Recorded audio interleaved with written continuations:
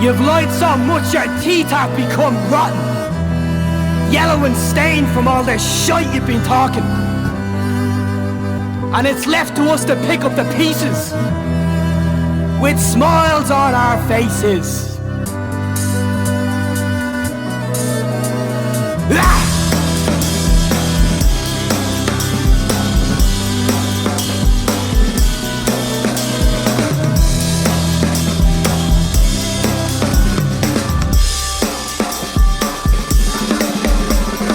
Meryl Streek, and this is a song called Death to the Landlord. So Dave, welcome to the show. It's great to have you on here. And before we kick off, I'll first say that I came across Meryl Streek and Death to the Landlord about, I don't know, it was a year ago or about that. And I think it was Peter Jones that put it up online and clicked into it. And there's not many pieces of music, and lyrics are a big thing for me. The music was absolutely phenomenal, but the lyrics were like, wow, this is a statement. This is something real. And what really caught me was one line was, I've opened enough fortune cookies to know my wish ain't coming true. I think actually I posted that up, Merl. I think I posted it up on your site at the time, but it really brought me back. And I suppose there was an adjacent line where it's to every two-bit politician making money off a mother and two kids for a bedsit. What it reminded me was, some of you know, I've spent about 20 years in Dublin, and I lived in a few working class areas like Ballymun and Finglas and stuff like that. But I remember at first, when I was younger, I was kind of renting a room off, a friend's mother or whatever. And I was always struck by the Friday night Chinese. I would be like, we all have this tradition of a Sunday dinner time or a Sunday meal, and we can kind of become, it's not that special, and sometimes you can kind of resent having to do it. But the Friday nights curry in Dublin, from my recollection, when you watch a family that are in the background, there's a pathos, in the background there's a struggle, and there might only be one or two incomes coming into that house, and there might be three adult children or whatever, and they're all going their different ways, and they'll come back at the end of the night. But this idea of a celebration of family, of us against them, of a solidarity, this is meaningful, and this is what's important, against the backdrop of ridiculous rents and struggle and unemployment and all of that kind of crack. So, and then some of you know, like, yeah, I've immersed myself in Chinese culture. So yeah, the fortune cookie, you don't really get them in China, but yeah, you get them here. And there's that idea of the wish fulfillment, and you'll have the crack with each other. Oh, look, it says you're going to go to France next week, or hey, it says you're going to find love this year. And you have a bit of crack that way. But that line really, for me, my own interpretation, I found it very poetic. I found that's the memory it evoked in me, watching families rise above struggle, watching them, bond together. And, it just blew my mind. So anyway, Merl, tell us about the name and tell us about how it all got started. Well, the name was, well, no, I've been drumming in bands for 15 years, so it just came from knowing what to do. When I was doing this project, it meant a lot to me, and I was like, someone needs to be fucking giving it to these fuckers in Ireland, whether it goes anywhere or not. It's just principle, man. They fucked us all. And as you go back to working class families, I've been living in Darndale for over 20 years, man. I've had enough. Do you know what I mean? It's fucking boxy. Yeah, I used to live up near Coolock myself at one stage. Did you? Whereabouts did you live? Just down beside Priorswood, up just there. Oh yeah, right. Okay, so I'm on the Darndale Road as well. So you know the crack then. But yeah, I love the area, man. But it's not the point. It's not having any options. My ma is a single fucking parent. The two of us are now living in the house. It's just poxy, you know what I mean? She's on this government scheme for the last 20 years. She's getting paid peanuts, and if she fucking opens her mouth about that, she's no job. Do you know what I mean? This fucking country is backwards, man. And it's the audacity of these fucking pricks in charge, man, that just led me to put pen to paper. And I said, right, it's a hook, line, and sinker job. The hook is the name, the line is the music, and the sinker is the contact lenses. Every little package you got. It's hard to explain. It has to be a package. The music industry is so rigged in itself that if you're not going to go with it, you'll just be forgotten about.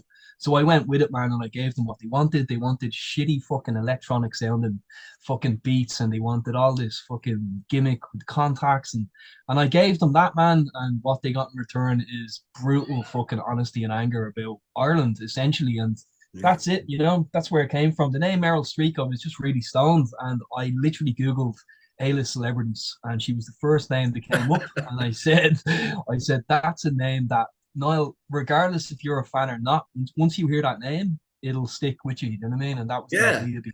Absolutely. You know, it definitely worked and all that. But yeah, you are very socially conscious, and you can tell it's coming from. But you're able to hit the nail on the head, as I said about that line, etc. And not just that line, all of the songs involved in there. Like your album is 796 relates to the bodies of children and babies found 20 kilometers from where I'm sitting in Tune, and you know, there is that whole, like this part of the world, Dave, it's a strange part of the world. You kind of have, it's the land where the world boycott was coined. We have the Tune babies. You have like up the road in Ballinrobe, it's 6 young lads who died in 1916, you know, and that had only a population of 500 people, you know. So you can see that there's always been a resistance and always been a rebellion on kind of one side. Like in this town where I'm in now at the moment, taking this interview with Claremorris, it's like, it's completely partisan in that way. One side of the town has that culture of rebellion, of revolution, and you know the culture of being abused by landlords. And you're talking about it. It's not much different today than it was 150 years ago. It's the same, you know, different names, different on the landlord's door, but it's the same process really. But you had that, and then on the other side of the town, we'll say you have the renewers of the world, and you have a deep Opus Dei kind of Catholic conservatism, you know, and they're at war with each other, and they're at war within the psyche. Down here in rural Ireland, in the west of Ireland, our biggest exporters are children. And you're singing them in the 796, you're talking about something that's really visceral down here. That's no, I was one of them. You know, I was one of them. I got fucking shipped off at the start of the recession to Vancouver, and I came back with this album. You know what I mean? I was over there for 8 years. My family were fucking dropping like flies. I couldn't come back to this house because there was no room for me. And I couldn't afford to have anywhere at that point, you know. Like during the recession, we did live in houses, we got them cheap and stuff. I managed to get out of home when I was 17, which was great. But then I moved to Vancouver because there was no work, and now all my friends are shipped off like fucking cattle. It's unbelievable, man. It's not up to these fucking pricks to make that decision. It's up to me if I want to go to Canada, not because I have to go to fucking Canada. Do you know what I mean? Oh, it serves the regime. Like you take Mayo, where we're talking from now on this radio station, and if you look at it for 100 years, people, as I said, there is that kind of dichotomy down here. There is the ultra conservative versus the outright rebellious, you know, when you have the South Mayo brigades and Guers and stuff like that. And you do have that oppositional forces. And for a long time, it became a tradition, like that Sunday dinner, as opposed to the Friday night curry. It became a tradition of one side was Fianna Gael, one side was Fianna Fáil. And it wasn't really a considered, or what are their actual politics. It just became, I'm going to support what my father or grandfather, what side he was in a civil war. Yeah. And for 100 years, we had nothing but those two parties in this county. And in the last election, we have, Sinn Féin got 2 of the 4 seats. So you can see people are getting fed up. People are, and they're starting to open up their eyes. And we're making the same fucking mistakes every fucking time around, man, and it's so disheartening. It's so fucking it's time, man, that fucking kids get their proper say. Kick these fucking pint drinking wankers out. Get rid of them. They're outdated, and that's it. Fresh fucking start, man. It's unbelievable. Well, there's a thing there, though. There's like, that's the thing. They export our children. There are, if you walk down the west of Ireland or Galway or any of the kind of rural counties, as a lad from the Chamber of Commerce of Galway once said to me, draw a line from Galway to Dundalk and everything north of it has been abandoned by the state. That's very true. But the point is, the children, the young people are absent. Like there might be a few that are in college that come back in the summers. But in general, by the time you're 18, you're out the door. I left this town when I was 16. I mean, it's that's just the way it is. Like, and that means that the people who are facing the lack of houses, the people who are facing the lack of opportunities, aren't there. No, And the other absolutely, I people agree. that exist are almost dependent upon they're looking at, okay, I'm coming close to pensions and I need healthcare and all that. They are absolutely held hostage. And they're being Mhm. threatened, like, well, if you don't vote for us, then they get in, this service will be withdrawn. Yeah. Complete emotional blackmail. Even so, you've got people, and you think about the ridiculousness of it. You have people voting for the people who have deported their children. You know what I mean? Man, they're voting for the people that have caused this fucking Yeah, mess. yeah, It's yeah. and that's for me as well. It's just pure principle. These fuckers have ruined us in 12 years, and Yeah, but people the are actually myopia as well, the sheer myopia of these people, because, the neoliberal capitalist excuse would be look after your own. But I remember Mhm. coming to Dublin first in the 90s, and you could go down to the Ormond Hotel and rent a rehearsal space for a tenner or something like that and have it for 4 hours in the back line. Or you could go up Temple Bar, to be artist studios, to be martial arts Yeah, studios, to of be course. music everywhere.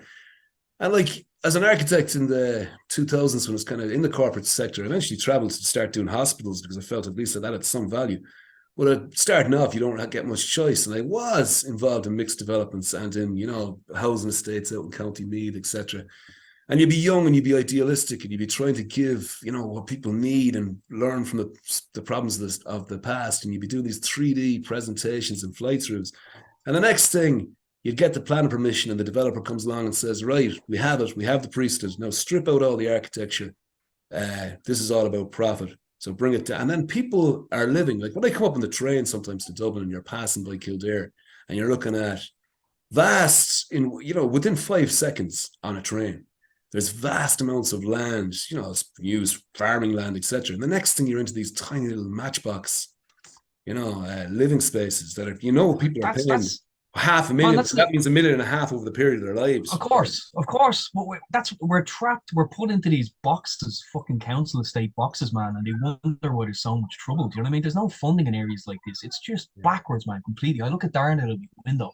The back gardens are back to front, so I'm looking at back gardens here. It's just, man, everything in this place is fucking backwards. And if this is all I can do, man, is vent, at least it saves me paying a counsellor to fucking vent it once a week that I can't afford anyway. Do you know what I mean? So I do get something from this, and I hope. But you And have judging the from ability, as I was saying, like when I listen to your lyrics, all the songs, like whether it's, you're obviously talking about the church when you're talking about, a refusal, what do you call it? False apology. Yeah, You can, you're speaking truth to power, and that does come with a cost, I'm sure. Like, life is a lot of easier when you course. don't. I can vouch for that.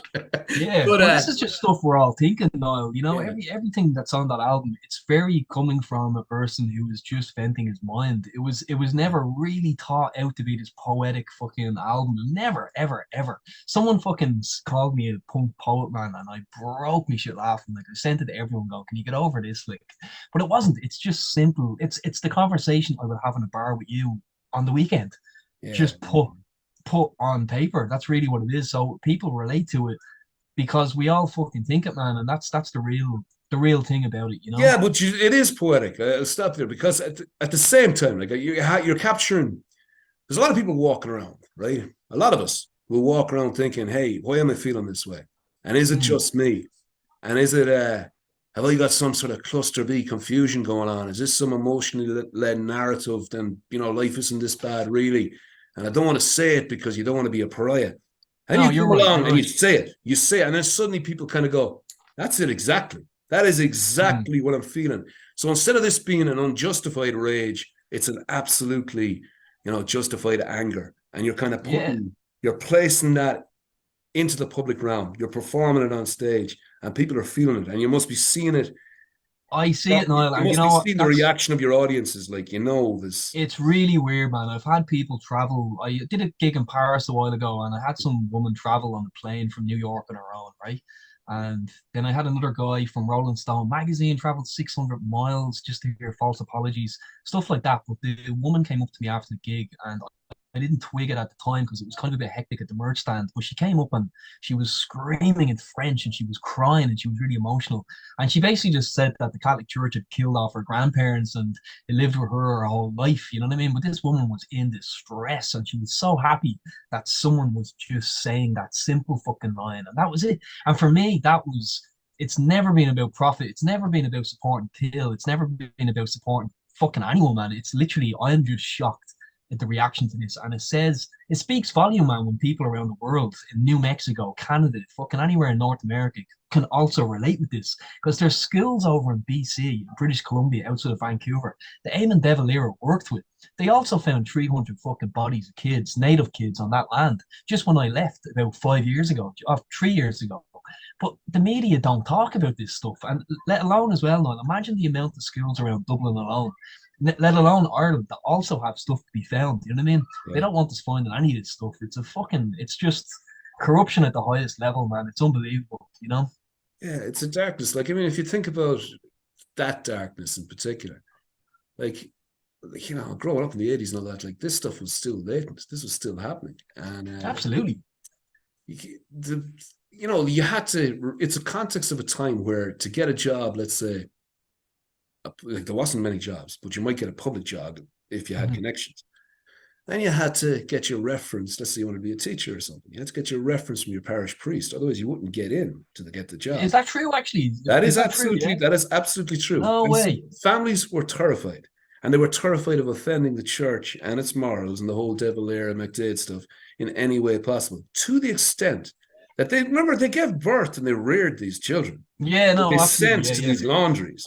And these were their blood. You know, this is their you know, we're talking animals and continuation of the species. We're talking your genetics are passed down, and you're willing to put your daughter, who you would consider that would be something that you'd really protect, into indentured servitude and have some Yankee couple, you know, buy the baby so that, what, to save you from shame. Sorry, it's a small town. Everybody knows. The shame is just, you don't get saved from that. What you do is you make sure that, you know, your son or your other daughter get a job, because if you don't kowtow to this regime, they won't. And then you're faced with not just losing the one daughter, but you're going to lose your sons and your daughters, because they're all, the only hope they have then is to be, you know, deported to Van Diemen's Land. And it's unbelievable. There's an emotional and political coercion that went on there. And people don't talk about it. And of course, people feel guilty, because a lot of people, you know, in every family, and every family feels guilty about it. Like I've stood at gravesides where women have spat on the coffins of their fathers, you know, for not protecting them and for making them, you know, lose their children and all that. It's a really deep, dark period in our culture. Oh, no, it definitely is. And you know what? My dad knew it as well. He was a drummer in a band called Guernica. I don't know if you ever fucking came across them back in the day with Joe Rooney and stuff. That's how Joe ended up with my Death to the Landlord video, right? So I went through my dad and all his brothers and stuff. Actually, you know what, man? Most of them are fucking gone. My dad's dead. His brother died. But all of these lads, man, they went through getting shit through school, man. All smart fucking kids, man. Really smart kids, right? My uncle was kicked out of school for having his own bookies in the bathroom, right? He was doing horse betting, you know. But that's a brilliant entrepreneurship.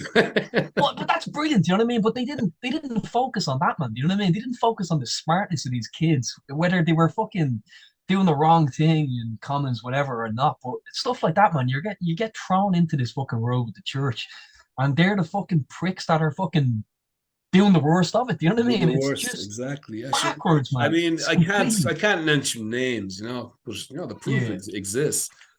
But I recall, for example, being in schools where you had to walk around anti-clockwise or clockwise, whatever it was, around the whole school to get to it. You might be adjacent to a room, but you had to do that. There was this idea of control and warpness of it. And I remember another school where I was reading in the region where there was in the parish a paedophile priest, and the church obviously, you know, paid for his legal fees. But on the defense team, in the paper, Western People or whatever it was at the time, is the president of another boys' school on the legal team representing the defense of a paedophile, right, who later was convicted. Of course. That shows you, like, I mean, the European Charter of Human Rights, and I know that happened after that fact, we'll say, but the rights to the children, Article 2, every professional must act in the best interests of the children. Well, you know, how do you square that? And that's the highest law in this EU we have. So, like, you know, considered opinion and consider, you know, human rights and all that. This is considered opinion. This is people have, you know, they haven't just pulled it out of their arse. They've considered this. No, I know. And then this is our lived reality, where you're watching this blatant contradiction. And never mind, as you said, it's unbelievable. whatever the It's Christian unbelievable. message was, you know. Yeah, We yeah. don't have to Well, really argue that. we've forgotten what their message is at this point, man, because there's so much else going on. Fuck the message at this point, you know. Fucking hell. And you Yeah, know so like another thing it's on as well. fascinating. I could talk to you for hours about the content, the lyrical content of your stuff. Like it's brilliant. And as I said, like you're a catalyst. You've kind of captured a moment in history. That moment that's long coming. That's I no, that's intergenerational well, stuff. Like that's what I did with this album as well. I wanted to give, and I hate saying this because it feels like I'm using this as a leverage, but I'm not. I wanted to give the victims something to listen to and just, do you know what I mean? Just a sigh of relief that someone's fucking saying it on a piece of wax. Do you know what I mean? That was the idea with it. yeah. Because, man, I've lost so much family myself. I know what it's fucking like. It's poxy, absolutely poxy. And I can't imagine what it's like to not have answers. At least I have answers. Do you know what I mean? But Yeah. those fucking families don't. And that's the main thing here. And another thing, real quick, while we're still on this topic, recently, I don't know why this has been going through my brain. But even a little thing like this, getting smacked around the head with a ruler back in the 70s off one of these Christian brothers, that would sit with me for the rest of my life, and I'd want to kill this. I'd do a Charles Bronson on him if this fucker was still around. Do you know what I mean? Like that is nothing in comparison to what I'm singing about. But that little fucking thing, do you know what I mean, would sit with me for the rest of my life. It's fucked. It's mental. Yeah, it was It's normalized. fucking But as I said, of course it's it was. normalized and it's intergenerational. You know, I mean, yes, everybody's responsible. No matter how traumatized you are, you're responsible not to inflict another trauma or to protect people from it in any case. Yeah, yeah. Yeah, you can certainly empathize and kind of see, right, why did these families do that? How could they possibly do that? How could an entire community cover up all of this kind of stuff? How does that happen? Yeah, it's nuts. And then you have It's the nuts. nature of evil and how did Nazi Germany happen and stuff like that, you know, and it's pretty much related. It's the same idea. No, it is. What No, is it is. It really normalized? is. And Yeah, the it's fear of completely normalized. raising your voice against the regime and the consequences, not just to yourself, which we were all, well, not all, but few of us would be brave enough to do. But when those consequences are visited upon your family or even your children, worse, it might, it And you restrains also your asked me, message. So you also asked me as well. I don't know, you didn't ask me. You asked me where the name came from, but the reason why I picked Meryl Streek is because of that night. I didn't know how this album was going to react. I thought there was going to be fucking Bible bashers outside my man's house. Do you know what I mean? yeah, And then when Landlord came out, I didn't get one negative. There's like fucking 600 comments on that video on YouTube, and not one of them negative. And that was a real surprise to me because I thought I was getting slated. I really did. You know what I mean? Because I can imagine. But why do you think? Because everyone fucking knows, Yeah, man. you lifted the lid on generations of repression. Yeah, you kind of finally, someone had to do it, and you did it. You came out and you said, "Look, this is the truth I see," and we're all kind of going, "Oh, Jesus, we're not crazy after all. This guy's saying it." Not at all, man. Like, and then the conversation happens, and then things change. That's why. And I wrote that album from 7,000 miles away, looking back on this country as a small island, and that's how angry it is, man, because I was like, why the fuck are we getting so fucked in this small little area? Because Canada, man, is just such a big fucking place, and they don't take shit over there, man. They really don't. Well, they have their own thing with the native people. They do. And that's a very fucking similar. really when Canada Day over there is kind of their day of celebration being a nation, and it's kind of sad, man, because when they have their march, it's like Paddy's Day over there, man. The march will happen, the carnival thing will go, and there's loads of floats and all that, very like St. Patrick's Day. But the second one is followed up by about 1,000 native families, and they're soaked in blood as a protest against that. And it's the most eye-opening thing you will ever see. But the week I moved back here is when they dug up the 3,000 kids in BC, and I saw the whole government parliament building surrounded with 3,000 teddy bears. In reference to the kids that were lost. Yeah. But man, I've never seen that like that. And it was just such a week to leave Vancouver because I was just walking around looking at this going, holy fuck, man, this is not just Ireland. It's everywhere, It's fucked. Yeah, it is. Yeah. It's so anti-human. It's anti everything we understand to be human. Of course, that's part of human nature, but that's the part absolutely you need to guard against. And when they become the guards, Oh no, I know. And again, we can speak about this all day. It's really fucked, but that's the way it is. So musically, let's lighten it a little bit. So the music you do is fantastic. Like I love even that song there, "Death to the Landlord." There's there's a simple sequence of notes, and yet you've layers and layers. Like you have violins in there, you've got fantastic atmosphere, lead guitar pieces, and all that. I mean, it's a really well thought out, put together piece of music. Like, when did you start Yeah. doing that, and what's your thought process behind it? So basically, I realized now that this music industry is rigged, right? So 15 years of standing in rehearsal rooms trying to rattle out fucking Ramones type of song, blah blah blah, was getting me nowhere. It was getting me on tours for fucking 50 quid a gig, looking at kit around Europe. It was just poxy, man. 15 years I checked out. I was like, I'm not doing this anymore, man. If the music industry and the music business is changing so much, then I'm gonna go the electronic route. So I bought a laptop. I kid you not. I got the money off the Canadian government. I got a laptop and I got Ableton.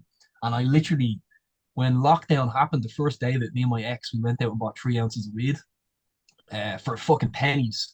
And I just locked the door. I covered the blinds and I just didn't leave until I had something, you know? And I'm not joking when I say that. Like, I was constantly calling in sick to work. I'd make it to the job and then I'd just walk back home. But they loved me so much and they supported my music so much that I never got fired. And I just started, I basically, Niall, most of these songs that you're listening to in the charts right now, like all of these fucking big Billie Eilish, all that shit, it's all samples. It's all sample based. Like, there's so many legal samples online that you can make an album in a day if you really had enough coffee and fucking smokes to get through it. You could do it. And I just said, you know what, man, this whole fucking thing of being in bands where, oh, you're fucking using someone else's fucking guitar riff, I couldn't give a fuck. So fucking what, man? If the music industry's not going to change, then I'm going to move with it.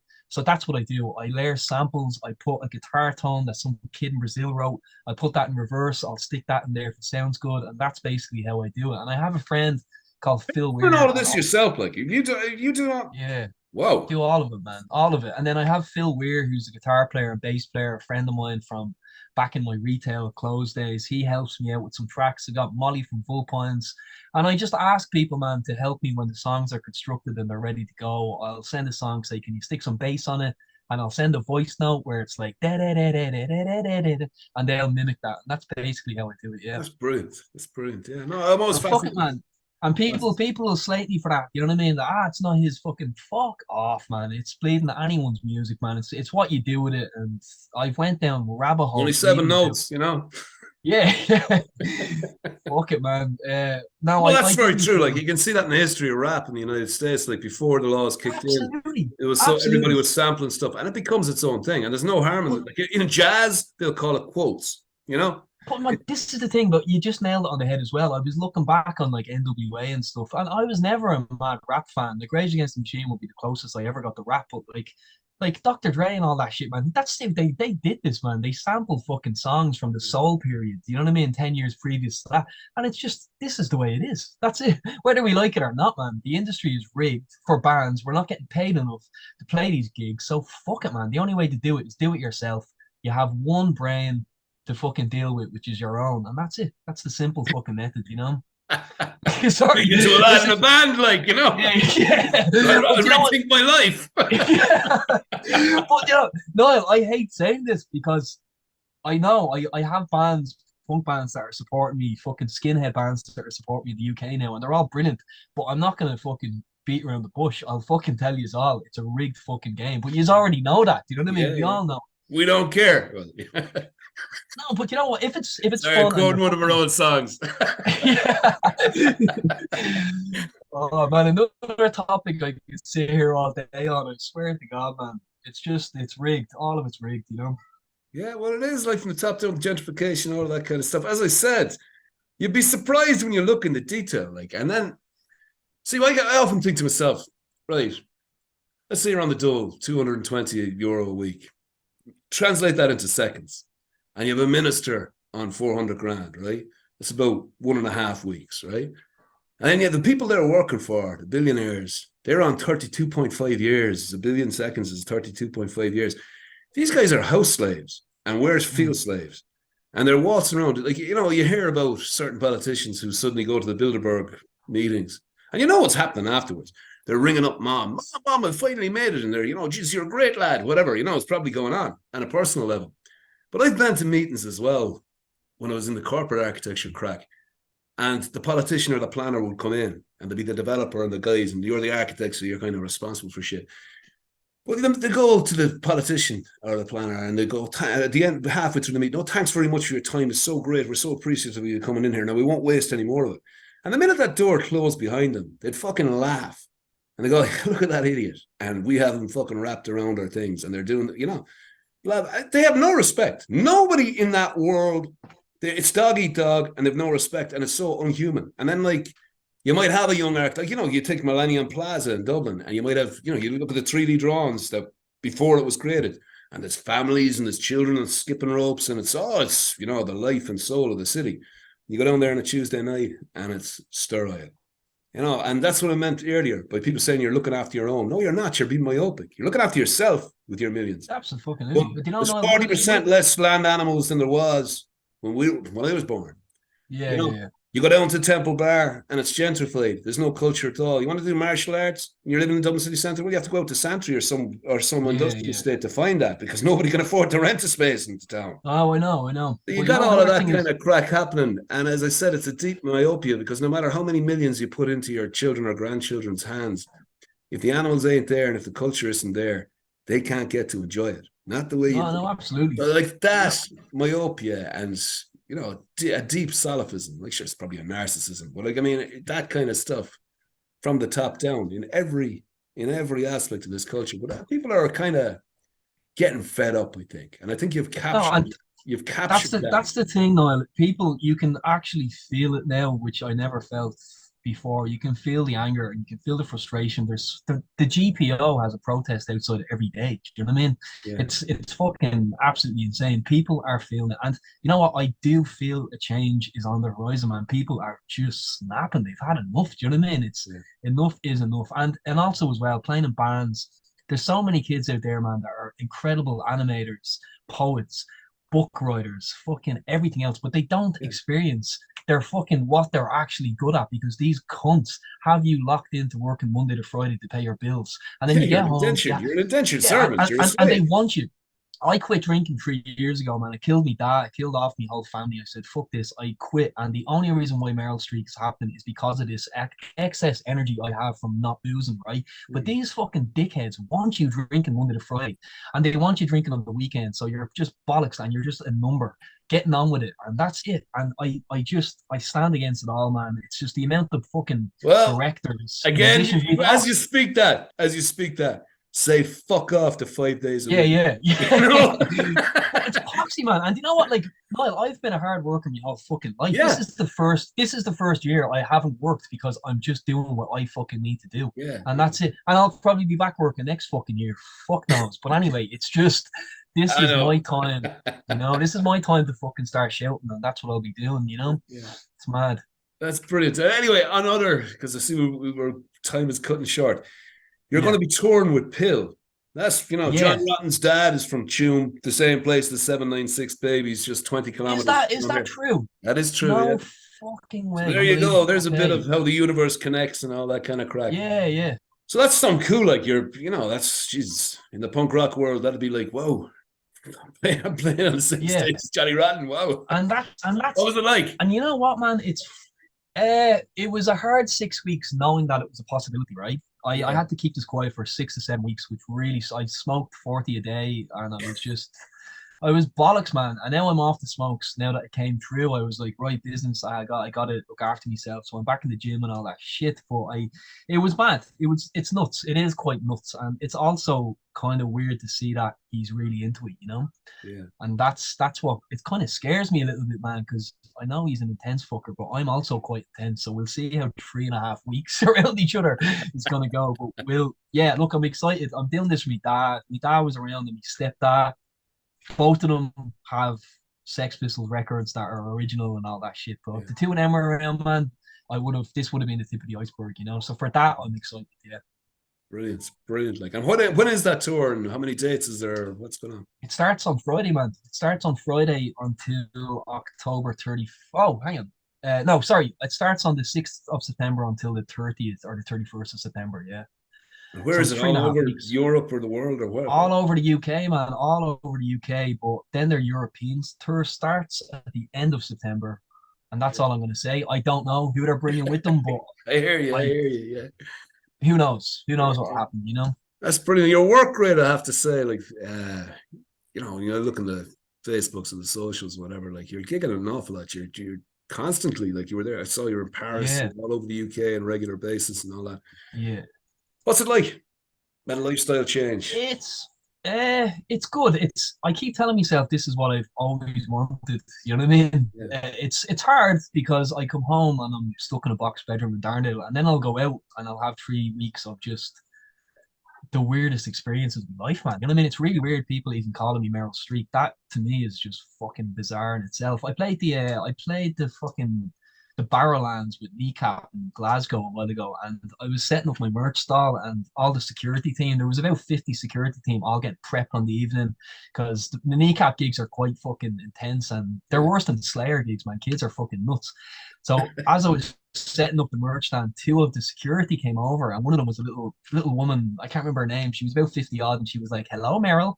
I'm so excited to see you." And she was buying merch from me and stuff. And then one of the other guys was a clown for Duffy's and Fawcett Circus. Yeah. Couldn't believe this, man. You can't make this shit up, you know. But stuff like that, man, really puts it into perspective that it's getting to the UK and it's having an impact. You know, it's good. But Doing something and having the experience, living life, you know.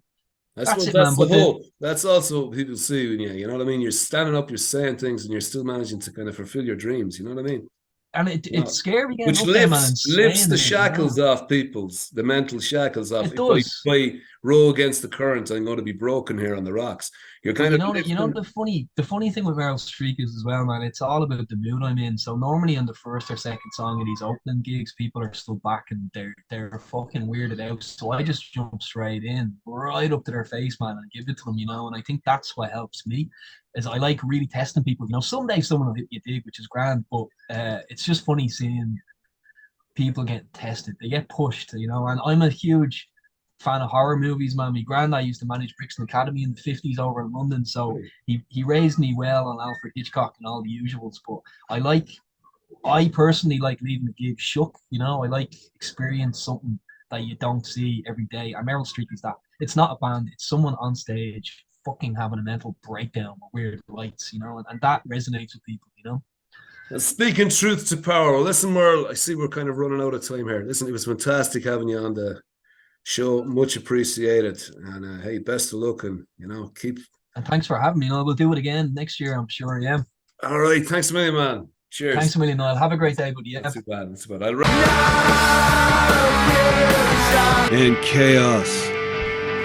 Deadbeat's journey through the underground. Interviews, music, punk, community. Attitude. Support your scene, like, follow, and share. Say hello in the comments below.